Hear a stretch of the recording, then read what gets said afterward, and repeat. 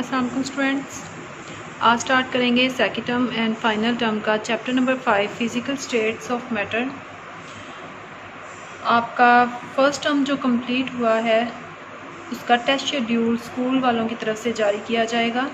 तो first term की आप तैयारी करते रहें, रिवीजन करते रहें और जैसे ही आपको टेस्ट शेड्यूल दिया जाएगा तो आपको कुछ वीडियोज़ और लेक्चर्स डिलीवर किए जाएंगे जिसमें आपको बुक से बताया जाएगा कि किस शॉर्ट क्वेश्चन का कितना आंसर है और लॉन्ग क्वेश्चन का बताया जाएगा और उसमें जितनी भी आपको कन्फ्यूजन है इंशाल्लाह वो आपकी दूर हो जाएगी। तो आज स्टार्ट करेंगे chapter number 5 physical states of matter. तो सबसे पहला क्वेश्चन है explain typical properties of gases. तो गैसेस की टिपिकल प्रॉपर्टीज़ जो हैं वो डिस्कस करेंगे। तो फिज़िकल स्टेट से ही आपको पता चल रहा है कि फ़िज़िकल स्टेट्स यानी सॉलिड, लिक्विड एंड गैस के बारे में यहाँ पर बात की जाएगी। तो उसमें आप सबसे पहले अब गैस को डिस्कस करेंगे। टिपिकल प्रॉपर्टीज़ ऑफ गैसेस में सबसे पहली प्रॉपर्टी क्या है?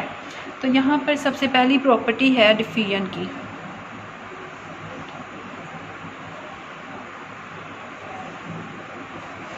डिफ्यूजन एक प्रोसेस है, इसकी डेफिनेशन है diffusion is defined as spontaneous mixing up of molecules by random motion and collision to form a homogeneous mixture.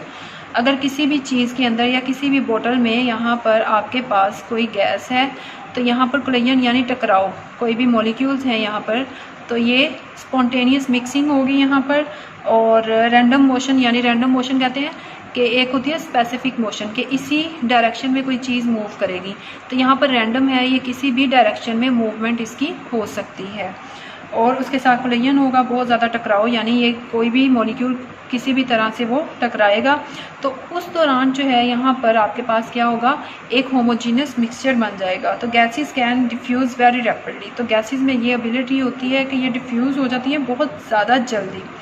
तो rate of diffusion depend upon the molecular mass of the gases. तो जितना rate of diffusion जो है वो क्या है, depend करता है कि उस गैस का मॉलिकुलर मास कितना है।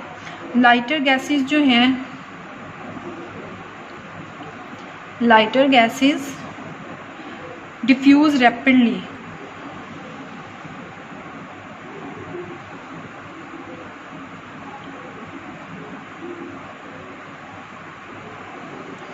लाइटर गैसेस डिफ्यूज़ रैपिडली यानी ये ज़्यादा जल्दी डिफ्यूज़ करेंगे देन हैवियर। तो हैवियर वन से लाइटर जो हैं वो ऑब्वियस है वो जल्दी डिफ्यूज़ करेंगी। तो इसकी एग्जांपल देखते हैं। एग्जांपल है इसकी हाइड्रोजन गैस डिफ्यूज़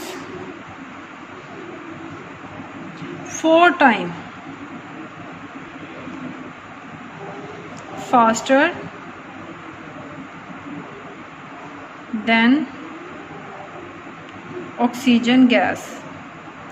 तो ये है आपके पास हाइड्रोजन गैस जो है, क्योंकि दो गैसेस अगर आप लें, एक आपके पास कंटेनर में हाइड्रोजन गैस है और एक में जो है वो ऑक्सीजन गैस है। तो यहाँ पर आपके पास दो गैसेस हैं, हाइड्रोजन और ऑक्सीजन, दोनों को आप एक ही टाइम पे अगर करते हैं रिलीज़, तो यहाँ पर क्या होगा कि हाइड्रोजन जो है वो 4 टाइम फास्टर करेगी diffuse as compare to oxygen, क्योंकि ये लाइटर है और ये हैवी। तो है जो लाइटर है वो क्या करेंगे, लाइटर गैसेस डिफ्यूज़ रैपिडली, तो इसलिए ये लाइटर होने की वजह से जल्दी डिफ्यूज़ करेगी। और ये इतनी लाइट है कि 4 टाइम यानी 4 गुना ज़्यादा जल्दी डिफ्यूज़ करेगी as compare to oxygen one. Next आपके पास है इसकी प्रॉपर्टी इफ्यूजन। इफ्यूजन क्या है इसको देखते हैं। इफ्यूजन में it is escaping of gas molecule through a बहुत ज़्यादा छोटा होल। अगर आपके पास इस तरह से है तो यहाँ से बहुत ज़्यादा स्मॉल ओपनिंग है, बहुत ज़्यादा small hole into a space with lesser pressure, बहुत कम प्रेशर के साथ गैस का जो है यहाँ से बाहर निकल जाना। तो इस प्रोसेस को कहा जाता है इफ्यूजन। इसकी एग्जांपल जैसे कोई टायर है, ये आपके पास टायर है, ठीक है, और इसमें पंचर्ड हो चुका है, वो यहाँ पर कोई निडल था उसकी वजह से ये यहाँ से पंचर हो गया। अब इसमें छोटा सा कह लें सुराख आ गया, ठीक है। तो उसकी वजह से क्या होगा, इफ्यूज़ करेगी air. When a tyre gets punctured air fuse out, तो यहाँ से हवा जो है वो बाहर निकलेगी। तो efficient depend upon the molecular message, ये भी मोलिकुलर मैसेज पे डिपेंड करती है। तो जो लाइटर गैस है fuse faster, obvious lighter gas होगी वो जल्दी फ्यूज़ आउट करेगी, बाहर निकलेगी as compare to heavy one. Next इसका है टिपिकल प्रॉपर्टी इसकी प्रेशर।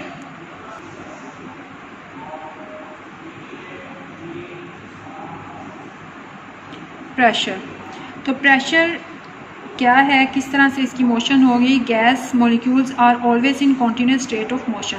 अगर आप किसी भी कंटेनर में गैस फिल कर देते हैं तो यहाँ पर ये इसके मॉलिक्यूल्स हैं और ये कॉन्टीन्यूस जो है ये मोशन में होते हैं, रैंडम मोशन, यानी बेतरतीबी से इसके मॉलिक्यूल्स जो हैं वो मूव करते हैं और कोशिश करते हैं कि ये कहीं ना कहीं से बाहर निकलें, तो उसकी वजह से इसके अंदर प्रेशर भी होगा। तो gas molecules are always in continuous state of motion, continuous state of motion यानी ये हरकत में होंगे। तो hence when molecule strike with the walls of the container, जैसे ही ये कॉन्टीन्यूस स्टेट ऑफ मोशन में है, ये कॉन्टीन्यूसली टकरा रहे हैं, तो ये वॉल्स के साथ भी टकराएंगे, ये जो वॉल्स हैं कंटेनर की उसके साथ भी ये टकराएंगे। और एनी अदर सरफेस दे एक्सर्ट प्रेशर, उसकी वजह से क्या होगा कि ये जब टकरा रहे होंगे और वॉल्स के साथ भी टकराएंगे, उसकी वजह से एक प्रेशर यहाँ पर जनरेट होगा, ये प्रेशर एक एक्सर्ट करेंगे इन वॉल्स पे, तो उस प्रेशर को डिफाइन किया जाएगा। Pressure is defined as a force exerted per unit surface area, per unit surface area के जिस फोर्स के साथ वो उस एरिया पे एक्सर्ट हो रही है, लग रही है, तो उसे कहा जाता है प्रेशर। तो प्रेशर का अगर आप फॉर्मूला लिखें तो F/A आएगा, P is equal to F/A। इसका ऐसा यूनिट यानी सिस्टम इंटरनेशनल यूनिट क्या होगा, फोर्स का होता है न्यूटन, और आपके पास एरिया का आएगा मीटर स्क्वायर, ये है एरिया का यूनिट। तो ऐसा यूनिट इसका क्या होगा, हेंस प्रेशर हैज़ ऐसा unit Newton per metre square, यानी एन यहाँ पर है और मीटर स्क्वायर क्योंकि इसके नीचे है डिनोमिनेटर, नोमिनेटर का आपको पता है, जैसे ही ये मूव करेगा ऊपर, ये प्लस में है तो यहाँ पर जैसे ही ऊपर आएगा तो ये क्या होगा, माइनस में आ जाएगा, इसलिए कहा जाता है newton per metre square. It is also called, इसे पास्कल भी कहा जाता है, PA से इसे रिप्रेजेंट करेंगे। 1 पास्कल किसके इक्वल होगा, 1 पास्कल इक्वल है 1 newton per metre square. Barometer is use to measure atmospheric pressure, atmosphere का जो प्रेशर है उसको एक इंस्ट्रूमेंट है जिसे कहा जाता है बैरोमीटर, और ये यूज़ किया जाता है एटमॉस्फेरिक प्रेशर को मेजर करने के लिए। तो इसी तरह आपके पास manometer is use to measure pressure in the laboratory, laboratory के अंदर जो प्रेशर है उसको मेजर करने के लिए, क्योंकि ज़्यादा और कम प्रेशर होना उसको चेक करना बहुत ज़रूरी है। तो यहाँ पर प्रेशर अगर लेबोरेटरी में चेक करना है तो उसके लिए मैनोमीटर यूज़ किया जाएगा। स्टैंडर्ड एटमॉस्फेरिक प्रेशर क्या है, it is the pressure exerted by the atmosphere at the sea level के अकॉर्डिंग प्रेशर को चेक किया जाता है। ये सारे आपके शॉर्ट क्वेश्चन भी आ सकते हैं और वैसे आपको लॉन्ग क्वेश्चन भी आ जाएगा, explain the typical properties of gases. तो एटमॉस्फेरिक प्रेशर जो है इसको डिफाइन किया जाएगा, it is defined as a pressure exerted by a mercury column, यहाँ पर 760 mmHg।